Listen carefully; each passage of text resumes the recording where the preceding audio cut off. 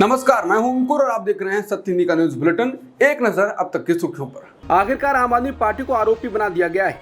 ED ने ताजा chargesheet में आम आदमी पार्टी यानी आप को आरोपी के रूप में शामिल कर दिया। ये पहली बार है कि किसी राजनीतिक पार्टी को आरोपी बनाया गया है। पार्टी को पिछले साल ही राष्ट्रीय पार्टी का दर्जा मिला है। आबकारी नीति मामले में ईडी ने शुक्रवार को राउज एवेन्यू कोर्ट में एक पूरक आरोप पत्र दायर किया है। इसमें आप और पार्टी के राष्ट्रीय संयोजक अरविंद केजरीवाल का नाम लिया गया है। केजरीवाल फिलहाल अंतरिम जमानत पर बाहर हैं। एजेंसी कथित घोटाले में मनी लॉन्ड्रिंग एंगल की जांच कर रही है। आम आदमी पार्टी की राज्यसभा सांसद स्वाति मालीवाल से कथित मारपीट के मामले में शुक्रवार शाम दिल्ली सरकार में मंत्री आतिशी ने प्रेस कॉन्फ्रेंस की। आतिशी ने कहा कि बीजेपी ने साजिश रची है। इसी साजिश के तहत बीजेपी ने स्वाति को केजरीवाल के आवास पर भेजा। इस साजिश का मकसद था केजरीवाल पर झूठा आरोप लगाना। स्वाति इस साजिश का चेहरा थी। स्वाति बिना अपॉइंटमेंट के लिए मुख्यमंत्री आवास पहुंची थी। उनका इरादा था कि सीएम पर आरोप लगाए जाएं, मगर वो उस समय उपलब्ध नहीं थे तो वो बच गए। इसलिए स्वाति ने वैभव कुमार पर आरोप लगाए। आतिशी बोली, स्वाति ने जो शिकायत की थी, इस एफआईआर में स्वाति कहती हैं कि उनकी बेरहमी से मार पिटाई हुई, उन पर मुक्के मारे गए, चोट लगी। वो कहती हैं कि उस चोट के बाद वो दर्द में करा रही हैं। वो अपनी शिकायत में कहती हैं कि उनके कपड़े फाड़े गए, मगर आज जो वीडियो आया उसमें उनकी हालत अलग दिखी। वो पुलिस वालों को डरा धमका रही हैं। वो आराम से बैठी दिखाई दे रही हैं। उनके कपड़े नहीं फटे हुए हैं, सिर्फ एक चीज दिख रही है, वो सबको धमका रही हैं। आतिशी ने स्वाति मालीवाल के आरोपों को गलत बताया है। दिल्ली महिला आयोग के अध्यक्ष स्वाति मालीवाल से हुई बदसलूकी और मारपीट मामले को लेकर राष्ट्रीय राजधानी में बवाल मचा हुआ है। इस बीच इस घटना से संबंधित एक वीडियो भी सामने आया है जो 13 मई का है और सीएम आवास के अंदर का बताया जा रहा है। वीडियो में देखा जा सकता है कि स्वाति मालीवाल मुख्यमंत्री आवास में बैठी हैं और वहां के कुछ कर्मचारी उन्हें बाहर जाने के लिए कहते हैं। इस दौरान स्वाति मालीवाल सीएम केजरीवाल के पीए वैभव पर गुस्सा होती हैं। वीडियो में स्वाति मालीवाल को केजरीवाल के आवास के कर्मचारियों के साथ बहस करते हुए देखा जा सकता है। वो कहती हैं कि अगर तुमने मुझे छुआ तो मैं तुम्हारी नौकरी खा जाऊंगी। हालांकि सत्य हिंदी इस वीडियो की पुष्टि नहीं करता है। वीडियो बाहर आने के बाद स्वाति मालीवाल ने कहा है कि हर बार की तरह इस बार भी इस राजनीतिक हिटमैन ने खुद को बचाने की कोशिशें शुरू कर दी हैं। अपने लोगों से ट्वीट्स करवा के आधी बिना संदर्भ की वीडियो चला के इसे लगता है ये इस अपराध को अंजाम देकर खुद को बचा लेगा। कोई किसी को पीटते हुए वीडियो बनाता है भला, घर के अंदर की और कमरे की सीसीटीवी फुटेज की जांच होते ही सत्य सबके सामने होगा। जिस हद तक गिर सकता है गिर जा, भगवान सब देख रहा है। एक ना एक दिन सबकी सच्चाई दुनिया के सामने आएगी।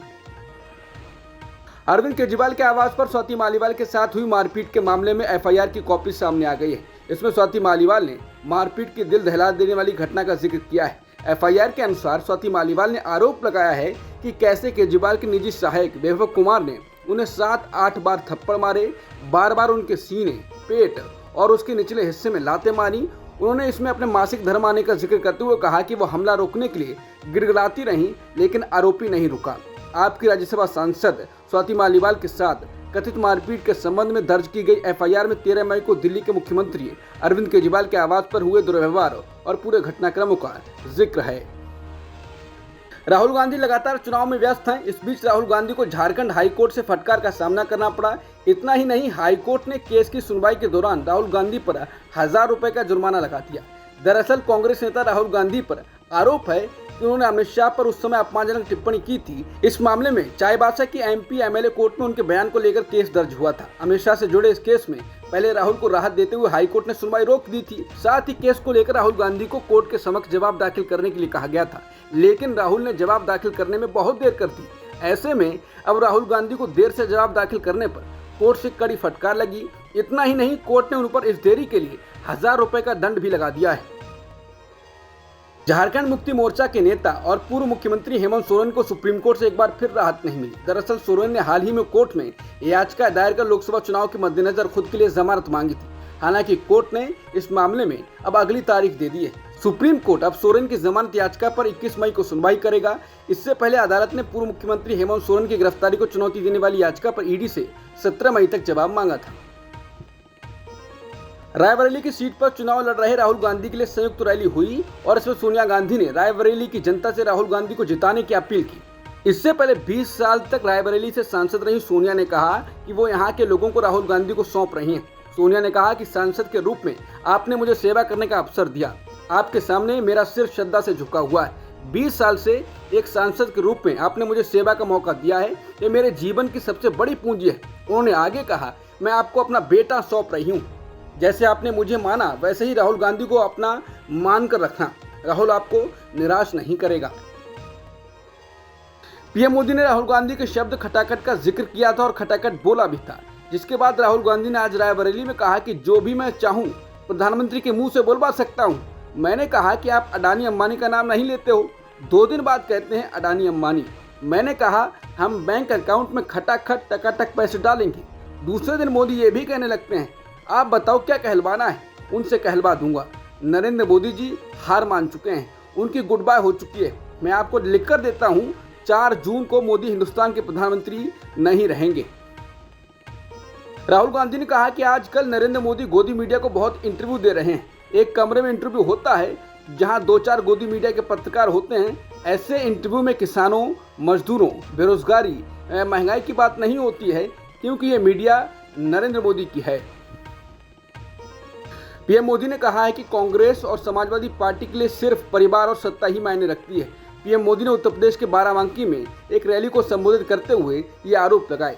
पीएम मोदी ने कहा कि किसी भ्रम में मत रहिए। देश जब आज़ादी का आंदोलन लड़ रहा था और उस वक्त देश के टुकड़े करने की बात आती थी तो देश का हर व्यक्ति कहता था कि देश के टुकड़े थोड़े होते हैं, लेकिन देश के टुकड़े हो गए ना। इन्होंने देश के टुकड़े कर दिए। ये किसी भी हद तक जा सकते हैं, इनका ट्रैक रिकॉर्ड ही ऐसा है। पीएम मोदी ने कहा कि इनके लिए देश कुछ नहीं है, इनके लिए परिवार और पावर ही सब कुछ है। आरजेडी नेता मनोज झा ने आरोप लगाया है कि बीजेपी के पास संविधान को खत्म करने के कई तरीके हैं। समाचार एजेंसी एनआई से मनोज झा ने कहा कि मंडल कमीशन में गैर हिंदू समुदाय के लिए भी आरक्षण का प्रावधान है। इसे ना पीएम ने पढ़ा है ना ही अमित शाह ने, वो इसे बिना पढ़े हिंदू मुसलमान कर रहे हैं। उन्होंने कहा कि संविधान को खत्म करने के इनके पास कई तरीके हैं। एक बंच ऑफ थॉट्स नाम की किताब गोल बलकर की आई थी, क्या इन्होंने इसे कभी खारिज किया? मनोज झा ने कहा कि 2014 में ये लोग 2 करोड़ प्रतिवर्ष नौकरी का नारा देकर आए थे, लेकिन कितनी नौकरियां थी? नौकरियां खत्म कर दी तो आरक्षण ही खत्म हो गया। अमित शाह जी, आपके तेवर से पता चलता है कि उनके हाथ में देश या संविधान सुरक्षित नहीं है। अब पीएम मोदी ने एक और वॉर रोकवाने का दावा किया है। उन्होंने एक चैनल को दिए इंटरव्यू में कहा कि मैंने अभी गाजा में रमजान का महीना था, तब अपने विशेष दूत को इजराइल भेजा। इजराइल के पीएम और राष्ट्रपति से सबसे मिलना था। मैंने कहा कि इन्हें समझाइए कि कम से कम रमजान ने गजा में बम ना गिराएं, और उन्होंने पालन करने का भरपूर प्रयास किया। आखिर में 2-3 दिन की लड़ाई हो गई, लेकिन मैंने विशेष दूत भेजा था। उन्होंने कहा कि यहाँ तो मुझे आप मुस्लिमों को लेकर घेर लेते हैं, लेकिन मोदी ने गजा में रमजान के महीने में बम हमले को रुकवाया, लेकिन मैं इसकी पब्लिसिटी नहीं करता हूँ। केंद्रीय गृह मंत्री अमित शाह ने अब की बार 400 पार के नारे पर कहा कि संविधान बदलने का बहुमत हमारे पास 10 साल से है। आप क्या समझते हैं, राहुल बाबा एंड कंपनी कुछ बोलेगी और देश मान लेगा? देश ने ही हमें बहुमत दिया है। देश की जनता को मालूम है कि मोदी जी के पास 10 साल से संविधान बदलने का बहुमत है। अमित शाह ने कहा कि हमें 400 सीट जरूर चाहिए, क्योंकि हमें देश की राजनीति में स्थिरता लेकर आना चाहते हैं। देश की सीमा को सुरक्षित रखना है। देश को दुनिया का 3री सबसे बड़ी अर्थव्यवस्था बनाना है। बहुमत के दुरुपयोग का इतिहास कांग्रेस का है। इंदिरा के समय में कांग्रेस ने बहुमत का दुरुपयोग किया, आर्टिकल बदल दिए, इमरजेंसी लगा दी, किसी भी कारण के बिना 1.25 लाख लोगों को जेल में डाल दिया। बीजेपी नेता और केंद्रीय गृह मंत्री अमित शाह ने दिल्ली के सीएम अरविंद केजरीवाल को अंतरिम जमानत मिलने पर प्रतिक्रिया दी। अमित शाह का कहना है कि अरविंद केजरीवाल को सिर्फ अंतरिम जमानत मिली है, उन्हें शराब घोटाले में क्लीन चिट नहीं मिली है। दूरदर्शन और आकाशवाणी पर क्या विपक्षी नेताओं के चुनाव प्रचार को सेंसर किया जा रहा है? कम से कम 2 नेताओं के भाषणों से कई शब्दों को हटवाया गया है। ये 2 नेता सीपीआईएम के महासचिव सीताराम येचुरी और ऑल इंडिया फॉरवर्ड ब्लॉक के नेता जी देवराजन हैं। द इंडियन एक्सप्रेस की रिपोर्ट के अनुसार सीताराम येचुरी को दिल्ली में दूरदर्शन स्टूडियो में अपने टेलीविजन संबोधन के दौरान 2 शब्दों को हटाना पड़ा और सरकार के बैंकरप्सी यानी दिवालियापन शब्द को फेल्योर यानी विफलता से बदलना पड़ा। ऐसा ही ऑल इंडिया फॉरवर्ड ब्लॉक के नेता जी देवराजन के साथ भी हुआ। उनको कोलकाता में अपने संबोधन में मुसलमान शब्द बोलने से बचने के लिए कहा गया। सीताराम येचुरी को चुनावी बॉन्ड के संदर्भों को हटाने के लिए भी कहा गया था। इंडियन एक्सप्रेस की रिपोर्ट के अनुसार दूरदर्शन के महानिदेशक को लिखे एक पत्र में येचुरी ने कहा, दूरदर्शन पर मेरे संबोधन के टेक्स्ट पर लगाई गई सेंसरशिप लोकतंत्र में असहमति के अधिकार को साफ तौर पर खारिज करती है। प्रधानमंत्री मोदी ने छत्तीसगढ़ के पूर्व मुख्यमंत्री भूपेश बघेल के रायबरेली से सांसद नहीं पीएम चुनने के बयान पर तंज कसा। उन्होंने कहा कि समाजवादी पार्टी के अध्यक्ष अखिलेश यादव का इससे दिल टूट गया है। पीएम मोदी ने कहा कि इनको सपने की इंतहा देखिए। कांग्रेस के एक नेता ने कह दिया कि रायबरेली के लोग प्रधानमंत्री चुनेंगे। यह सुनते ही समाजवादी शहजादे का दिल ही टूट गया। बस आंसू नहीं निकले, लेकिन दिल के सारे अरमान बह गए। प्रधानमंत्री मोदी ने शुक्रवार को दावा किया कि अगर समाजवादी पार्टी और कांग्रेस सत्ता में आई तो अयोध्या में राम मंदिर पर बुलडोजर चलाएगी। इंडिया ब्लॉक के सहयोगियों पर तीखा कटाक्ष करते हुए उन्होंने आगे कहा कि उनको उत्तर प्रदेश के मुख्यमंत्री योगी आदित्यनाथ से यह सीखने के लिए ट्यूशन लेनी चाहिए कि कहां बुलडोजर चलाना है। चुनावी माहौल के बीच शिवसेना यूबीटी के मुखिया उद्धव ठाकरे ने बड़ा दावा किया है। उन्हें उम्मीद है कि लोकसभा चुनाव में महाराष्ट्र विकास अघाड़ी यानी एमवीए की चांदी होगी। ऐसा इसलिए क्योंकि वो मानते हैं कि ये गठबंधन राज्य में इस बार क्लीन स्वीप करेगा। उन्होंने कहा कि एमवीए प्रदेश की सभी 48 लोकसभा सीटों पर जीत हासिल करेगी। उन लोगों की जीत की पूरी तैयारी है। ऊपर से उनके पास माता पिता का आशीर्वाद भी है।